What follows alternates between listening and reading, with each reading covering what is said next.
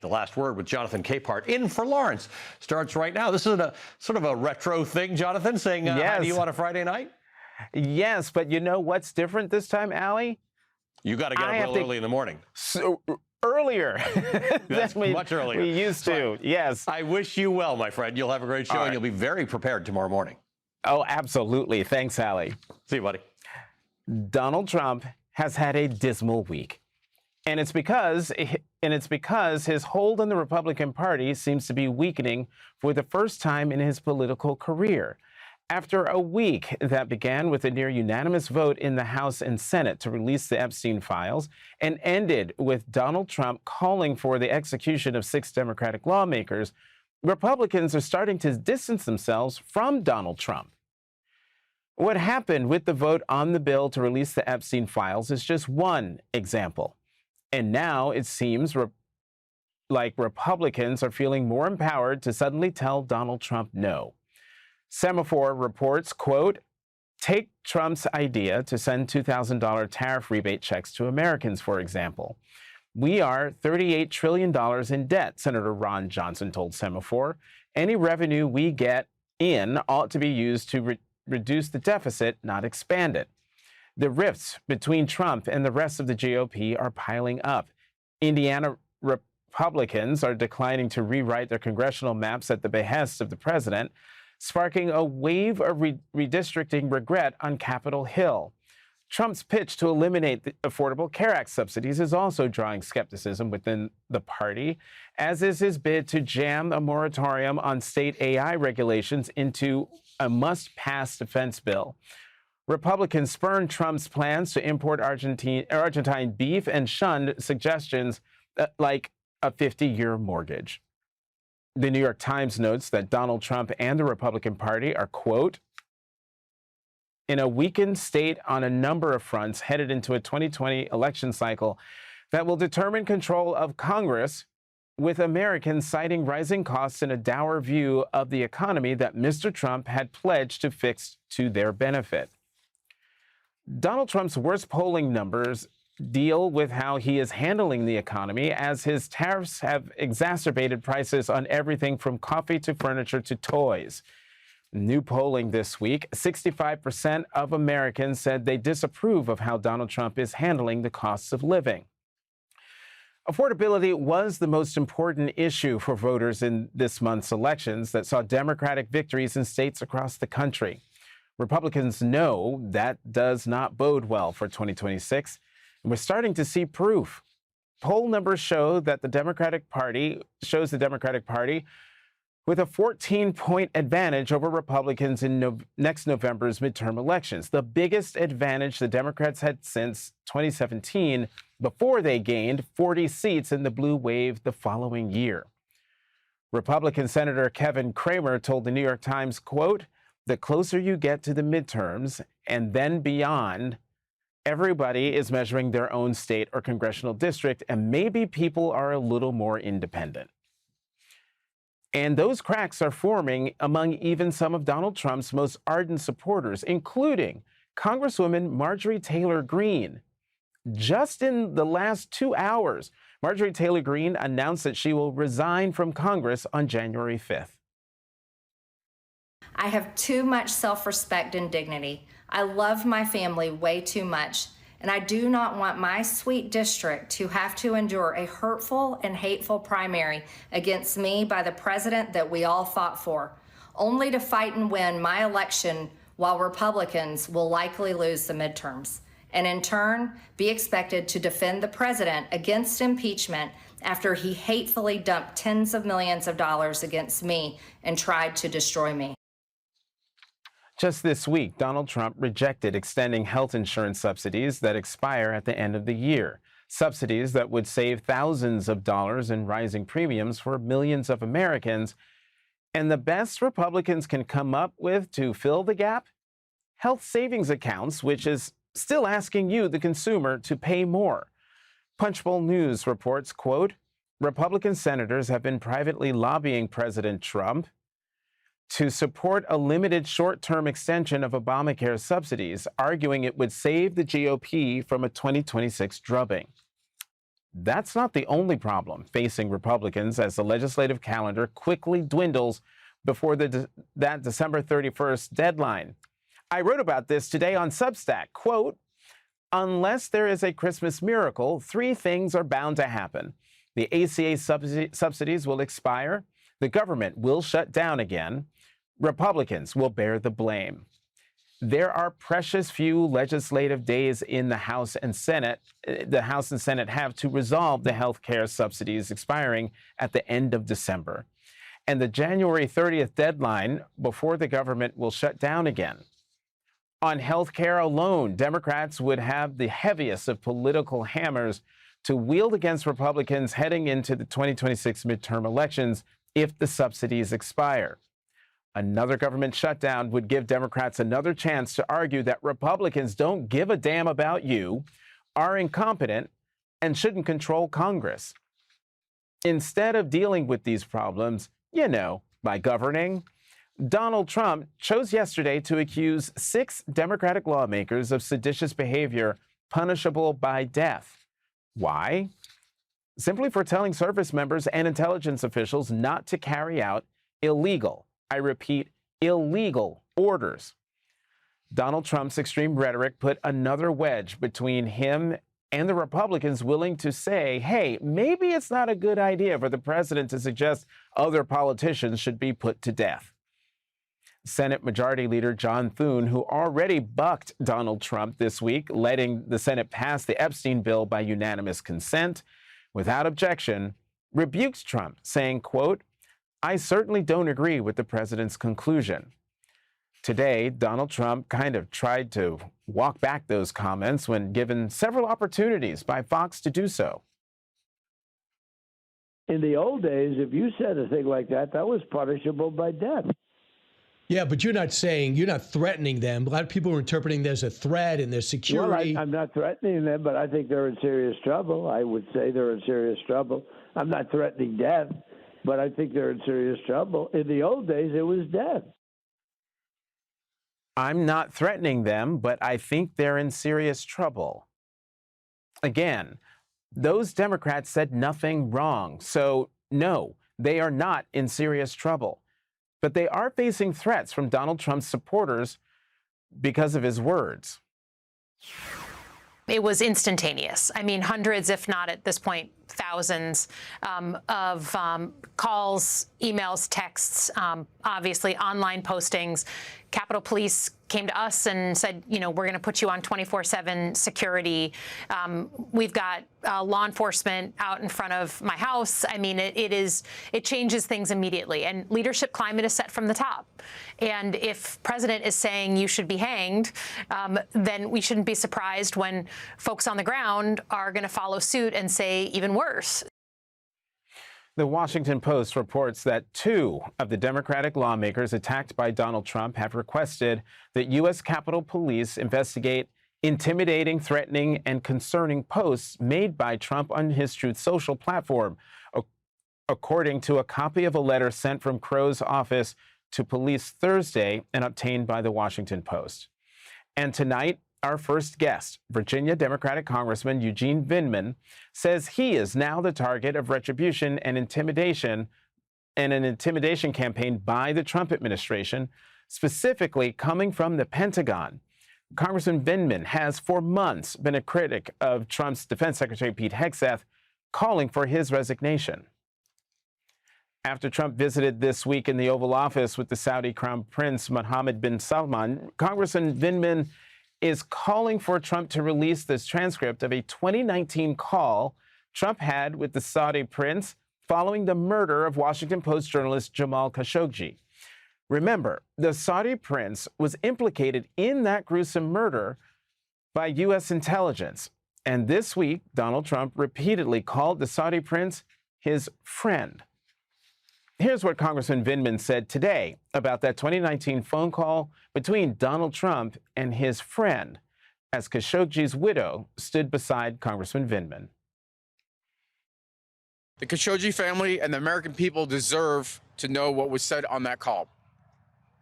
As I've said on the floor and in the past, if the past is any indication, the receipts will raise serious questions, and they will be shocking. All week, I've urged the president to release a transcript. Yesterday, I sent him a letter with 37 of my colleagues demanding the release of the transcript. I'm honored to have Ms. Khashoggi with me today, standing by my side as we remember her husband and call for transparency and accountability. We will continue pressing for the release of the transcript so the American people understand the truth. And leading off our discussion tonight is Democratic Congressman Eugene Vindman of Virginia. He is a member of the Armed Services Committee. Congressman Vindman, thank you very much for coming to The Last Word. Explain to us what has happened between you and the Trump administration today over this demand for the call transcript. Well, thanks for having me, Jonathan. So a few days ago on the floor, I called for the release of the transcript. And as I described it, there were a couple of phone calls that I reviewed during my time on the White House National Security Council staff that were particularly disturbing with foreign leaders that the president had. One of them was the Ukraine call. And as we know, the actions in that call resulted in the president's impeachment. And the second one was the call with MBS, Mohammed bin Salman, the leader of Saudi Arabia, that had ordered the kill capture of Jamal Khashoggi, a Washington Post reporter, a resident of Virginia. When I heard that call, I was shocked by the call. However, the president's actions in inviting MBS, who had been a global pariah, to the White House, and then whitewashing, trying to change history, were outrageous. And I could not keep quiet, having heard that behavior. I'm a realist. I acknowledge that we have to have relations with sometimes unsavory folks, but we can't whitewash and erase history from who they are and the terrible things that they've done. So, Congressman, what are the next steps you're considering to fight back? So what we've done since the floor speech, we have sent a letter to the president, co-signed by 37 of my colleagues, demanding for the release of the transcript. This morning, we had a press conference with Hanan Khashoggi, the spouse of the murdered Washington Times reporter. And I will tell you, as a former prosecutor, I can see the trauma that this woman, this widow, has gone through. Her husband was brutally murdered. And as you recall, Jonathan, there was audio actually released of the murder. We can hear the screams of this man as he was being murdered by Saudi agents as a heinous act. And she spoke very powerfully, demanding transparency. We will continue to demand transparency. I can tell you, I've also had conversations with senior leaders in the caucus, and that this will start to expand to be a caucus-wide effort. We're going to continue to pressure the administration to release the files. They released the Ukraine transcript. The president made a decision to release the transcript as an act of transparency. If he's got nothing to hide, he should have released this transcript as well. Congressman Vindman, maybe some folks don't know, you are a retired Army colonel. What did you make of Trump's comments today about what he said in those posts calling for the execution of 6 Democrats who urged service members to disobey illegal orders? Well, first of all, outrageous, unacceptable behavior. The president is actually the biggest accelerant into political violence that we have in the country right now. Instead of taking down the rhetoric, taking down the temperature, he throws accelerant on already burning fire. So unacceptable. These are the 6 members that spoke are patriots. They have sworn an oath to defend the Constitution, both in uniform and in the national security establishment. And what they did was restate the law. The law says that service members have an obligation, a duty to not obey illegal orders. And if they are in violation of that, they can themselves be prosecuted. And I've had this conversation with uniform and civilian leaders in the Department of Defense as it relates to the strikes in the Caribbean, in the Pacific, around Venezuela. because I have serious concerns that there are violations of the law of armed conflict, of international law, and as we know from World War II, German officers, when they said they were only following orders, that was not a valid defense, and that's the last thing I want to see an American officer do in a court. Congressman, let me get you. Could you explain more about this allegation of a retribution campaign against you? What is being alleged by the Trump administration? Yeah, so the day after I made my floor speech demanding transparency from this administration, I got a letter from the Department of Defense General Counsel alleging that I had violated the emoluments clause. The long and short is that the allegations are false, they're half-truths, they're innuendos, and they're just not true. It's an attempt to intimidate and silence me about work that I did in support of Ukraine. I've been very public in my campaign supporting Ukraine because I believe it's in the U.S. national security interest and it's a humanitarian concern. And I had a nonprofit that I had worked on. I had a State Department funded program that I worked on investigating war crimes.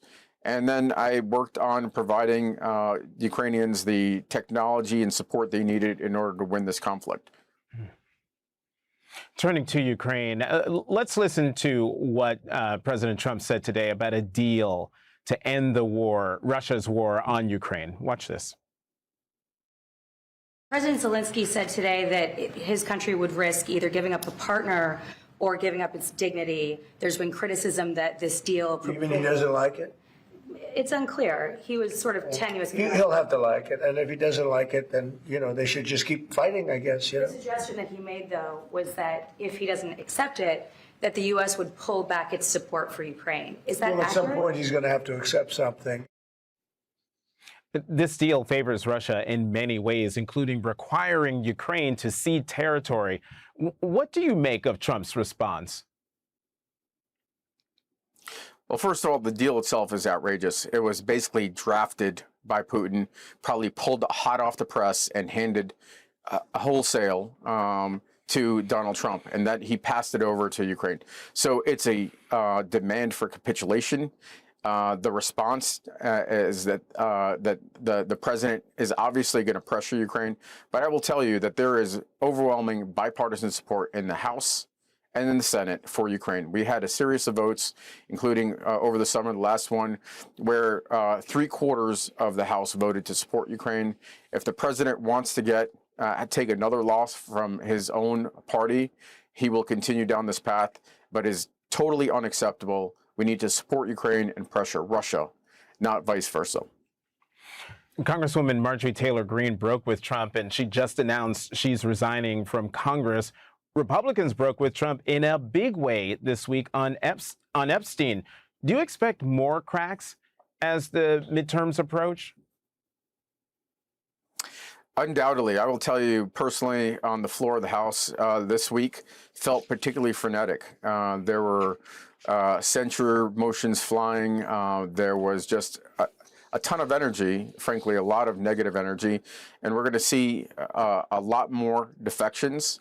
The Epstein vote was one example. There are going to be many more. If the president wants to force Ukrainian capitulation, he will lose that vote on the House floor and on the Senate. Congressman Eugene Vindman of Virginia, thank you very much for coming to The Last Word. Thank you, Jonathan. And coming up, today the Trump administration confirmed that no inflation data will be released for last month. If you can't see it, maybe you'll think it's not there. And the question was asked, does Donald Trump know the price of milk? That's next.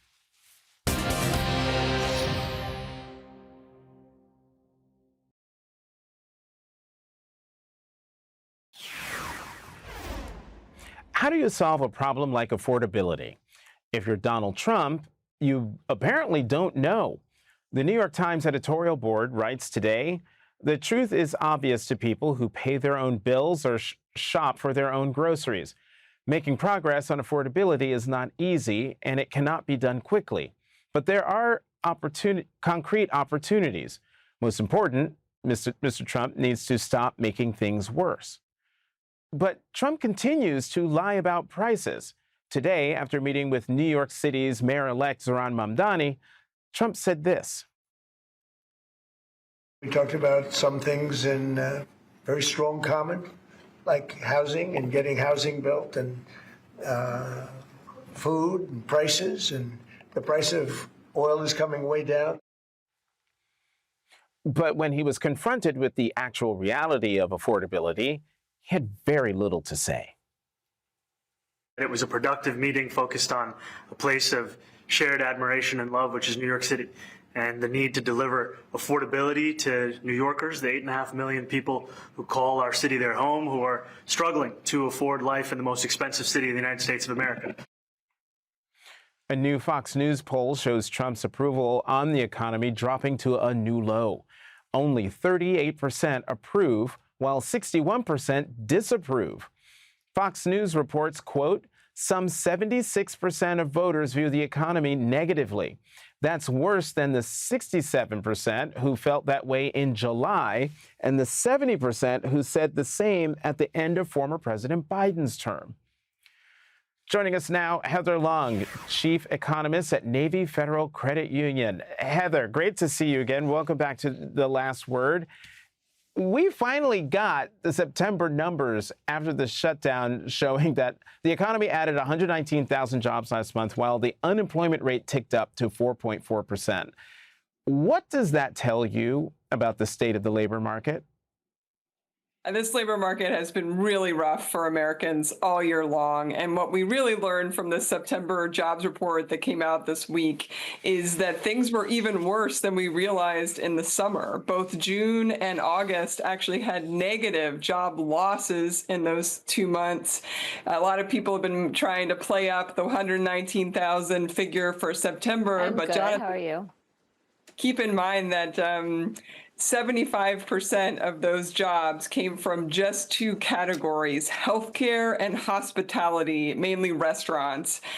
Those are not the most high-paying jobs out there.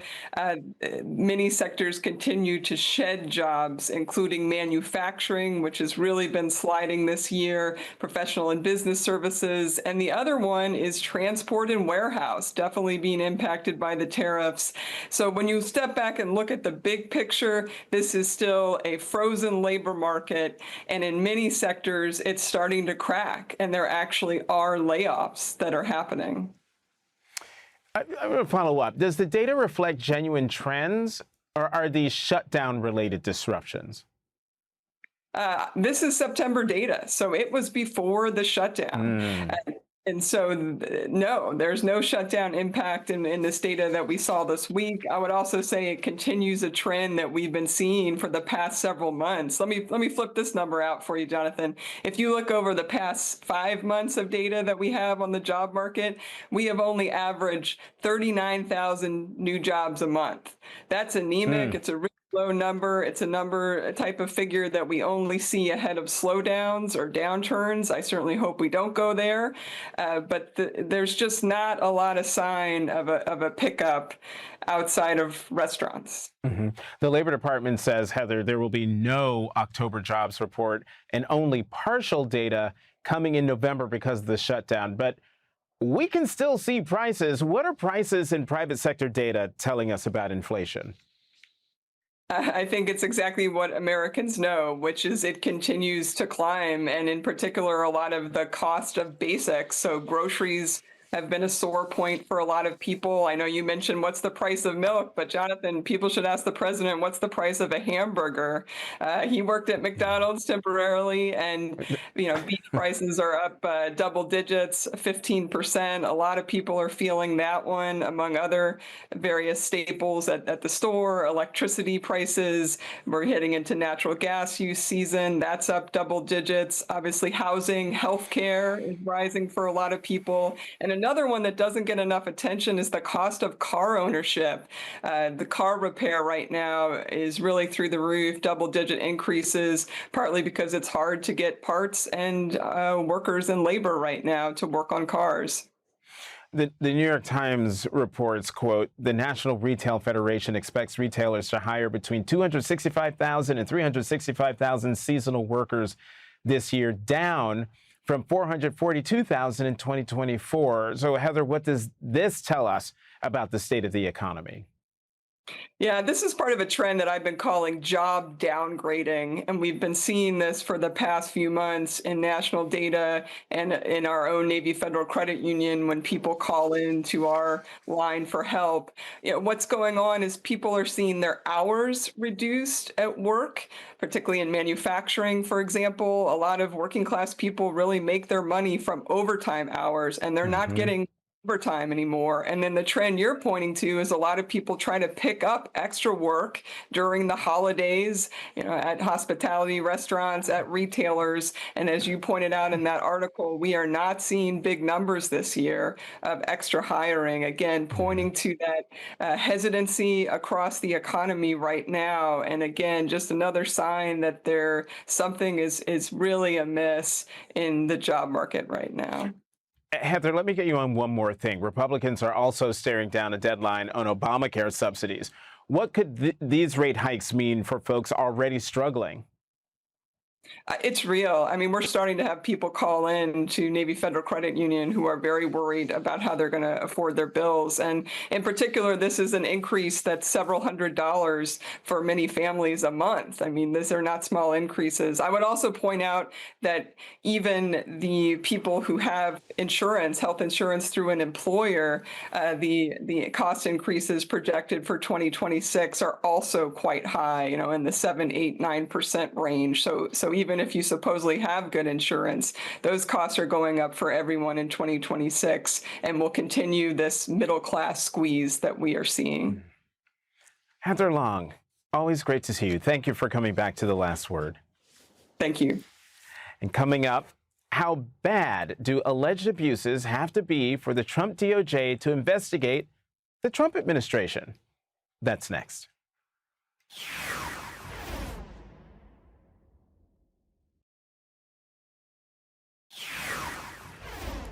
In today's trouble for the Trump Justice Department, James Comey's lawyers filed a motion to dismiss the case the Trump DOJ brought against him. That follows yesterday's stunning report from MS Now's Carol Leonnig and Ken Dilanian. A federal grand jury in Maryland is investigating whether Federal Housing Finance Agency Director Bill Pulte and Justice Department official Ed Martin illegally shared sensitive grand jury information with unauthorized people, according to two people familiar with the probe. The investigation, according to two people familiar and documents reviewed by MS Now, is focused on whether the mortgage fraud investigations of Senator Adam Schiff of California and possibly of New York Attorney General Letitia James have been tainted by the investigative methods allegedly used by Pulte and Martin. My next guest, Emily Bazelon, has a new article for the New York Times Magazine titled The Unraveling of the Justice Department. 60 attorneys describe a year of chaos and suspicion. One lawyer for DOJ civil rights lawyer said, I wouldn't even call it the Justice Department anymore. It's become Trump's personal law firm. I think Americans should be enraged. We all deserve better than this. Joining us now is New York Times Magazine staff writer Emily Bazelon. Emily, thank you for coming to The Last Word. How bad are things right now at Donald Trump's DOJ? Well, you know, interviewing lawyer after lawyer, and these are nonpartisan public servants. They are not political appointees. They are people who work in Republican and Democratic administrations. And they are really seeing a kind of politicization of the Justice Department and of criminal investigations and prosecutions that they say they have never seen before. So to them, this is a different kind of Justice Department. It's really kind of unraveling from the inside. And the norms and the standards that they are used to upholding that separate federal investigations and the power to charge people with crimes and put them in jail, that has been separated from the White House and the president, and now it's just not anymore. That is, there's a different relationship between the White House and the Justice Department, and it's very deliberate on President Trump's part, and his appointees, Attorney General Pam Bondi, are in many ways overtly carrying out his orders. Emily, what was the most shocking story you heard?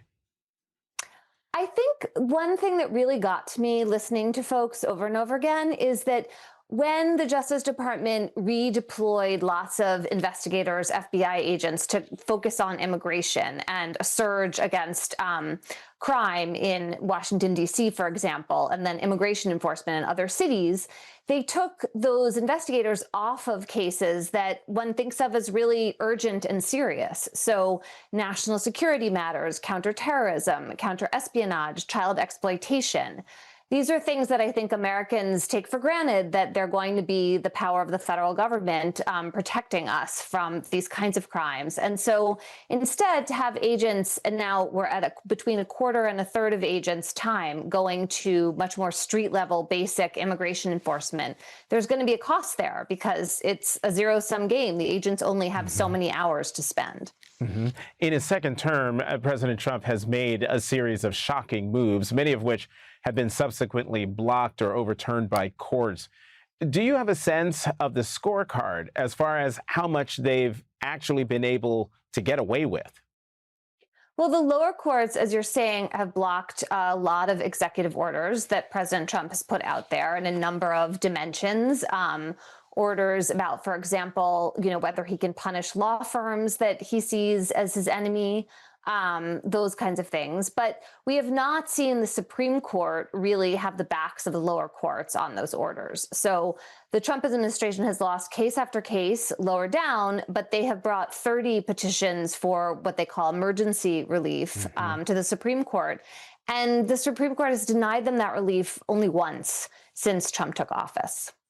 What have your sources been telling you with regard to the twists and turns in this James Comey in the James Comey indictment this week? I mean, I think lawyers honestly are pretty shocked by the level of, from their point of view, just incompetence in handling this case. The magistrate judge detailed a number of errors that the interim U.S. attorney in Virginia, Lindsay Halligan, made when she personally presented the case to the grand jury. She did that because at the time, no career attorneys were willing to bring these charges. And she is not a criminal prosecutor, and the lack of experience, I think, really showed in the mistakes that she made. So there's a real question about whether this indictment will be dismissed because of those errors. And what are you hearing about the DOJ investigation of Senator Adam Schiff, one of the latest Trump retribution targets? Yeah, I mean, this one is a head scratcher because if you think of the Justice Department as doing the bidding of the president, you would not imagine it turning around and investigating Bill Pulte and Ed Martin, who it seems have been trying to do the bidding of the president by trying to indict Adam Schiff. Now it seems like there may be problems with that investigation, or at least there are allegations that it's being conducted in a way that was inappropriate, might have broken the law. And so the Justice Department is kind of in real time investigating itself. Incredible. Emily Bazelon, thank you very much for coming to The Last Word. And coming up, Republicans in Tennessee gerrymandered a seat to be safe and are now fighting to the finish in a special election coming up in just 10 days. The Democrat who is turning Republican gerrymandering in Tennessee on its head will join us next.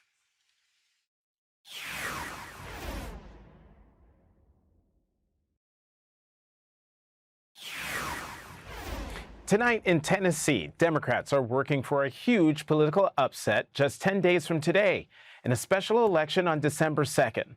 A Democrat hasn't won Tennessee's 7th congressional district in more than 40 years.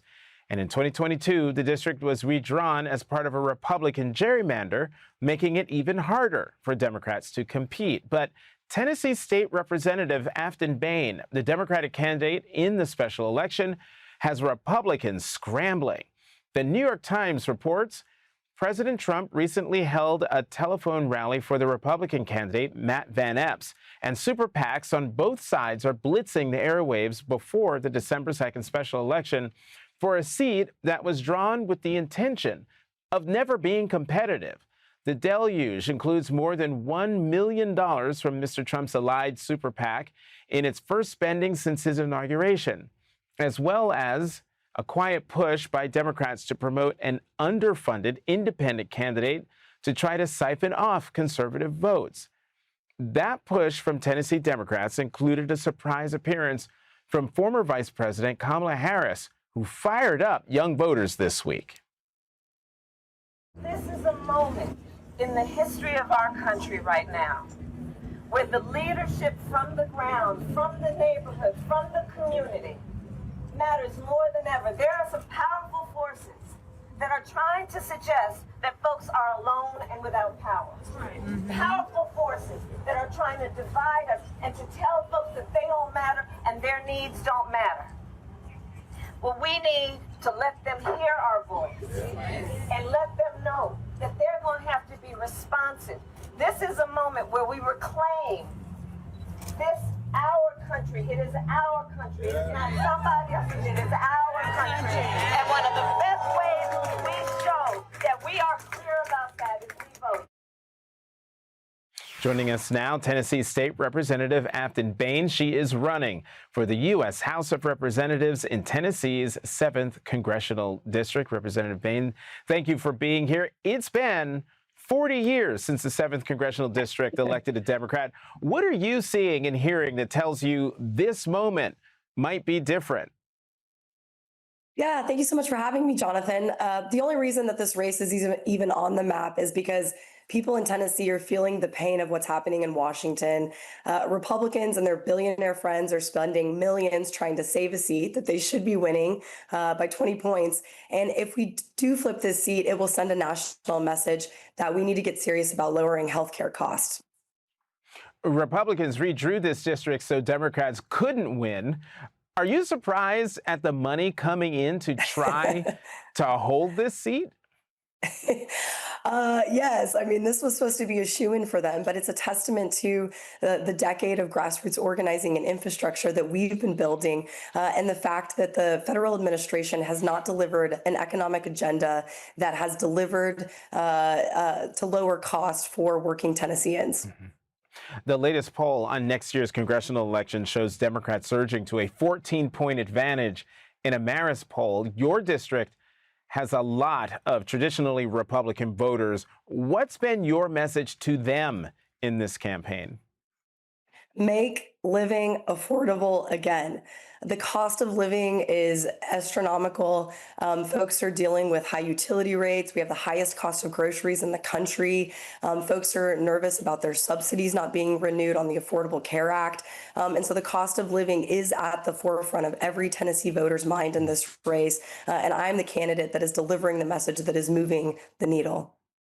In this one district, and you just hinted at both of these issues, you have urban areas of Nashville with soaring housing costs, as well as rural voters struggling with issues like healthcare access.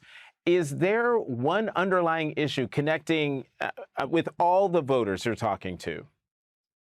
I feel like a broken record, but addressing the cost of living, lowering costs, increasing wages, and improving everyone's quality way of life has been the message from day one, and I think it's penetrating.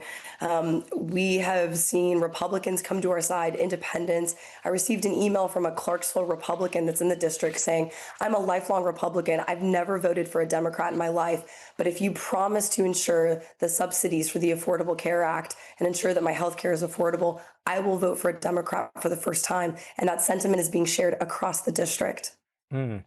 So this is a special election. How much more difficult is it to get voters to the polls in a race that isn't being held on a typical election day?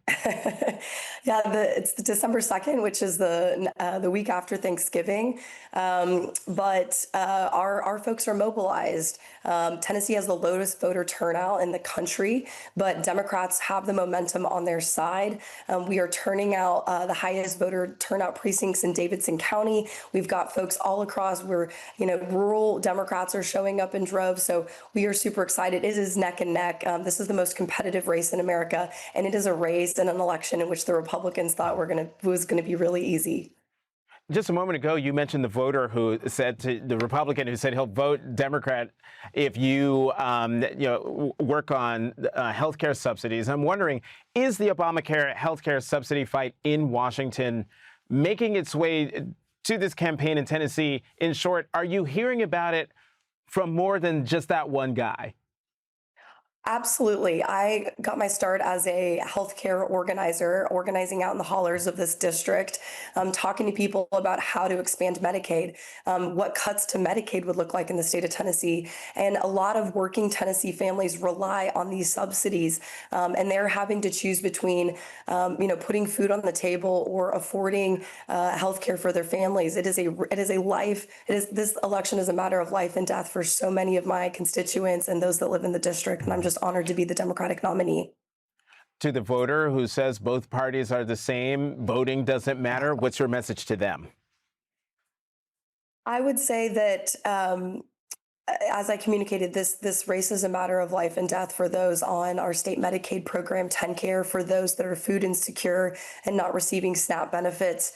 I understand that, the disillusionment with politics, but this race has always been one about building the coalition of the disenchanted. If you are upset about the cost of living and the chaos of Washington, welcome to our team. We're glad to have you here. Tennessee State Representative Ampton Bain, good luck on the campaign trail. Thank you for coming to The Last Word. Thank you so much. We'll be right back.